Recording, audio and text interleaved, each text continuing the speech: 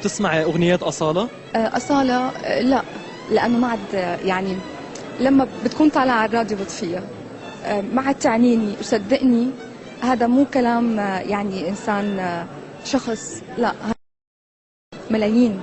شوف الكلمة الملايين، لأنه كانت هي موجودة بقلوب الملايين، خسرت ملايين الناس. فأنا بحبها أكيد، والناس كانوا بيحبوها، وبنتمنى أن هيك ترجع، لأنه سوريا لها فضل كتير كبير عليها وعلى غيرها يعني. أكيد أكيد مع بقاء النظام الحالي، لأنه نظام والرئيس بشار الأسد تحديدا كان داعم للفنانين السوريين بطريقة كتير كبيرة. والشيء يلي انه هلا عم ينحكى على الدراما السوريه وعلى نجاح الدراما السوريه كان سبب اساسي فيها دكتور بشار الاسد. فانا مو بس كمان مشان الدراما، لا، الاصلاحات اللي بسوريا على مدى هال10 سنوات كانت كتير مهمه. وبتوقع هلا ما حدا يعني